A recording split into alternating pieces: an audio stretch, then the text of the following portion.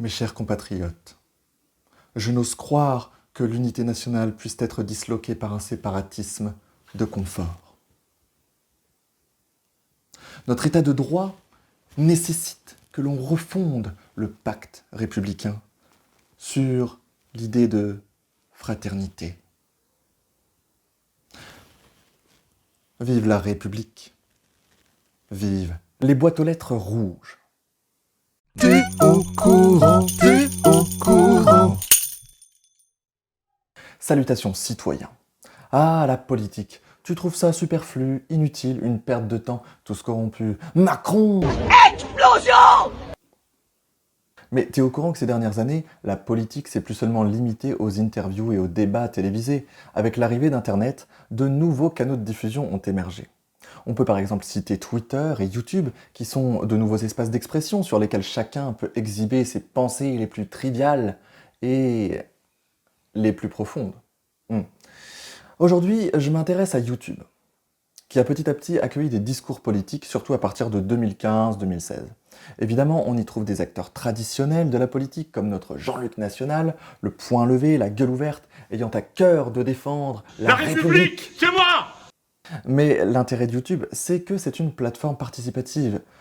Et donc les citoyens, d'habitude hors du champ médiatique et politique traditionnel, peuvent diffuser eux-mêmes leurs discours politiques. J'imagine que tu dois connaître Usul et son émission Ouvrez les guillemets, la bande écolo de Partager c'est sympa, Demos Kratos, Greg Tabibian avec son émission Je suis pas content, Tatiana Ventose, ou les très salés Raptor dissidents, ou Maître Valek. Tu crois que c'est du respect, ça?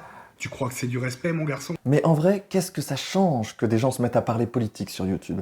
Qu'est-ce que ça apporte de nouveau dans le paysage médiatique? D'abord, il faut comprendre que l'arrivée d'Internet et des plateformes de vidéos à la demande comme YouTube ne signe pas la fin de la télévision. Non, non, non, mais sa continuité. Le poteau François Jost parle dans un article d'une expansion du domaine télévisuel, c'est-à-dire d'un élargissement du média sur d'autres supports. Par exemple l'écran d'ordinateur, la tablette, le smartphone, et qui sait peut-être bientôt des casques de réalité virtuelle ou des lentilles connectées. Bah ouais, logique. En gros, selon Jost, la télévision repousse ses frontières physiques pour se rapprocher progressivement du spectateur. Petite rétrospective historique, la télé des années 50 à 70 est monolithique, avec une offre très restreinte puisqu'on n'a que 3 chaînes en 1972, et le spectateur a très peu de contrôle sur ce qu'il regarde. Bon. Puis dans les années 80, l'offre de chaînes s'élargit, et la télécommande donne au spectateur un plus grand contrôle sur ce qu'il regarde. Et enfin, dans les années 90, avec Internet, la télévision éclate et donne au spectateur un total contrôle presque sur ce qu'il regarde. Et il lui donne même la possibilité de produire ce qu'il regarde. C'est ce phénomène qui produit des changements sur le plan démocratique. Parce que YouTube, en élargissant l'espace médiatique, élargit aussi l'espace du discours politique. Et donc, évidemment, l'apparition de discours politiques sur YouTube marque des changements dans la manière de faire de la politique. Historiquement, le média officiel du discours politique, ça reste le petit écran. Vu que c'est là qu'on entend tous les discours présidentiels, Nous sommes en guerre. les débats télévisés, Ouais, quand nous on est convoqués par la police, nous ouvriers par exemple, on n'a pas d'immunité ouvrière, désolé, on y va. Voilà. les interviews politiques Nique ta mère. et les talk-shows. Sale pute. Mais avec un média participatif comme YouTube, la représentation du discours politique se diversifie. Si tu veux, c'est devenu un espace alternatif. Moins contraignant que la télévision traditionnelle, où le temps de parole est limité, le discours calibré, et la mise en scène très très superficielle et théâtrale, et... Bref. Comme l'explique Franck Babot dans un article, en plus d'offrir l'opportunité de saisir les logiques d'expression en dehors des espaces institutionnels, l'ouverture du site YouTube et la diversité de ses utilisateurs permettent de s'extraire du cadre purement militant afin d'interroger des individus ordinaires, étrangers au militantisme en ligne et aux organisations structurées. Très important, organisations structurées. En gros, il dit que la représentation du discours politique se diversifie dans un espace sur lequel tout citoyen peut s'exprimer avec très peu de moyens et sans avoir besoin d'être invité par une chaîne de télévision. Finalement, en ouvrant sa chaîne, chacun peut créer sa propre tribune, son propre média. Et même du côté des internautes, l'espace de YouTube ouvre de nouveaux modes de participation avec la possibilité de mettre un like, un commentaire, de partager évidemment, et même de répondre à une vidéo par une autre vidéo qu'on produit soi-même. Et on peut également interagir avec le vidéaste via ces réseaux. Le truc, c'est que dans l'espace politique traditionnel, le citoyen est souvent condamné à rester passif, alors que sur YouTube, les vidéastes sont plus accessibles, donc t'as plus envie de polémiquer.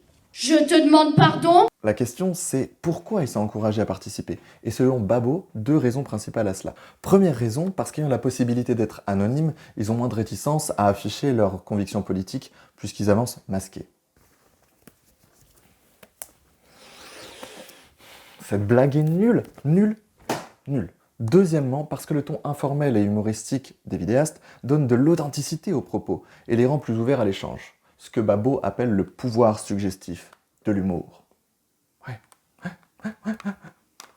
Et je tiens ma télécommande à l'envers, ça c'est pas cool, c'est pas cool. Pour résumer, YouTube est un nouvel espace public qui est l'extension de l'espace public physique et qui produit ce que Caroline Caron appelle un nouveau régime de citoyenneté, c'est-à-dire une nouvelle manière de faire partie de la société. Tout ça pour dire que l'émergence de discours politiques sur YouTube est le résultat d'une mutation socio-technique. Technique parce qu'elle est fondée sur une innovation technologique, Internet, et sociale parce qu'elle produit de nouvelles manières de se comporter en société. D'ailleurs, ce phénomène pourrait être analysé selon la théorie de la remédiation, de Voltaire et Grusine. En gros, grâce à cette mutation, les inconvénients du discours politique traditionnel sont palliés par d'autres manières d'organiser et de produire ce discours. Autrement dit, YouTube remédie au défaut du petit écran. Bon, maintenant t'es au courant. Si cette vidéo t'a plu ou intrigué, je vais pas te faire un dessin, tu connais la chanson. Maintenant, je dois y aller. Je dois peaufiner mon programme pour les présidentielles 2022.